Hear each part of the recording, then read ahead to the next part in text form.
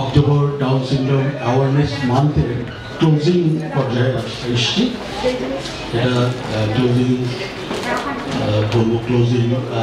Ceremony করতে যাচ্ছি, কারণ অক্টোবর মাস জুড়েই আমাদের অনেক কাজ ছিল, বিভিন্ন ধরনের কাজ আমরা করেছি। আপনারা জানেন যে ইতিমধ্যে আমরা সেলফ অ্যাডভোকেটদের নিয়ে ট্রেনিং করেছি, গ্লোবালি কিছু কাজ ছিল, গ্লোবাল কনটেক্সটে ইন্টারন্যাশনালি কিছু বিষয়ে আমরা কাজ করেছি, ডাউন সিনড্রোম জনগোষ্ঠী ইনক্লুশন এবং সোসাইটিতে ইনক্লুড করার যে বিষয়গুলো আছে সেগুলো। তো যাই হোক, আমি আজকে এই অনুষ্ঠানে আমাদের উপস্থিত ডাউন সিনড্রোম বৈশিষ্ট্য সম্পন্ন সন্তান এবং সন্তানের পিতামাতা অভিভাবক যারা আছেন তাদেরকে শুভেচ্ছা জানাচ্ছি বিশ্ব ডাউন সিনড্রোম অ্যাওয়ারনেস মান্থে। তার সাথে সাথে আমরা শুভেচ্ছা জানাতে যাচ্ছি আজকে আমাদের সন্তানরা যারা উপস্থিত হয়েছে, যারা স্টেজ পারফর্ম করার জন্য অধীর আগ্রহে অপেক্ষা করছে, কারণ আমরা জানি যে আমাদের সন্তানদের সবচেয়ে ভালো লাগার জায়গাটা হচ্ছে স্টেজে একটা কিছু পারফর্ম করা, এটা যেন ওদের একদম রক্তের সাথে মিশে আছে। তো সেই সুযোগটা করে দেওয়ার জন্যই আসলে আমাদের এই প্রচেষ্টা। আমরা চাই যে প্রতি বছর আমরা জানি যে মার্চ হচ্ছে আমাদের বিশ্ব ডাউন সিনড্রোম দিবস, 21শে মার্চ। আমরা 21শে মার্চ জুড়ে পুরো মার্চ মাসেও অনেক কাজ করার চেষ্টা করি। এবার অক্টোবরেও আমরা একটু ছোট করে করছি, কারণ এবার আপনি জানেন যে দেশের এই বর্তমান পরিবর্তিত এই পরিস্থিতিতে আসলে ইউনিভার্সিটিগুলোর সাথে এরকম একটা কানেকশন ডেভেলপ করতে পারেনি, কারণ বিশ্ববিদ্যালয়গুলো তাদের কিছুটা কর্মকাণ্ডে পরিবর্তন এনেছে। সো হুট করে তারা আমাদের মধ্যে একটা কমিউনিটিকে বিশ্ববিদ্যালয়ে এন্ট্রি করতে চায়নি এই মুহূর্তে। তো যার কারণে আমরা কোনো বিশ্ববিদ্যালয়ের সাথে যাইনি। এবার আমরা নিজেরাই আমাদের মতো করে অনুষ্ঠানটা করছি। নিশ্চয়ই আপনাদের ভালো লাগবে, সবার ভালো লাগবে আজকে এই অনুষ্ঠানে। আর আজকে আমাদের অনুষ্ঠানের প্রধান আকর্ষণ ছিলেন দুজন ব্যক্তিত্বে আমরা পেয়েছি ইতিমধ্যে। প্রফেসর ডক্টর হাকিম আরিফ, উনি চলে গেলেন, উনি আজকে প্রধান অতিথি ছিলেন।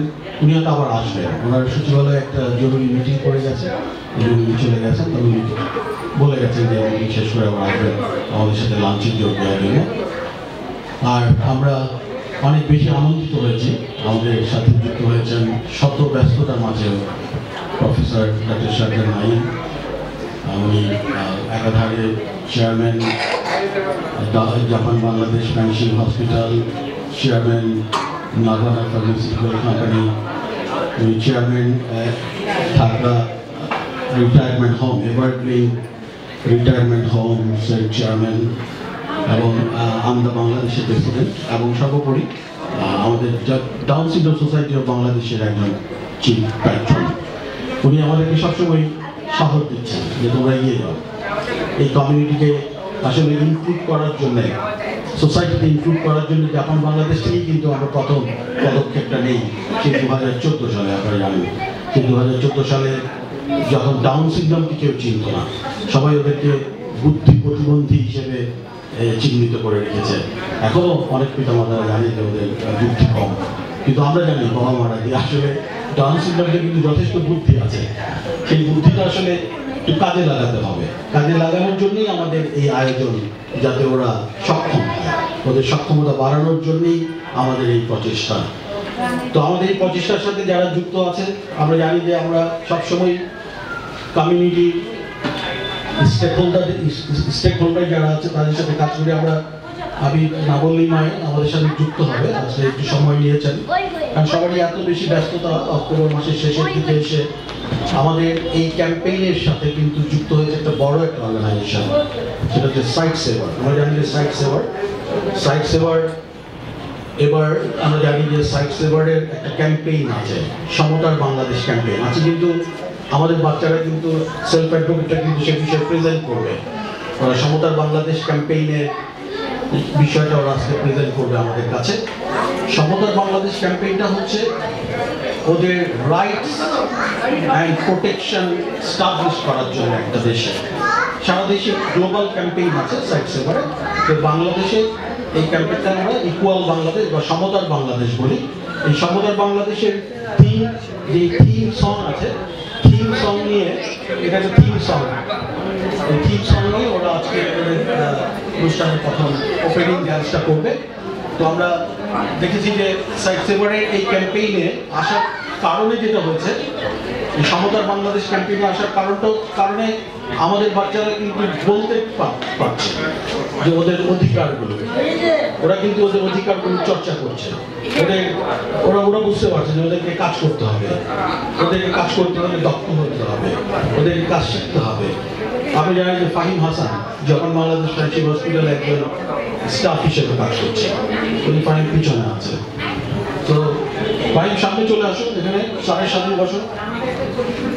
হ্যাঁ, এবং যখন বাংলাদেশে ফাহিমকে নেওয়ার পেছনে আমাদের প্রফেসর ডক্টর নাইম অনেক জোরালো একটা ভূমিকা রেখেছিলেন ফাহিমকে ওখানে কাজে লাগানোর জন্য।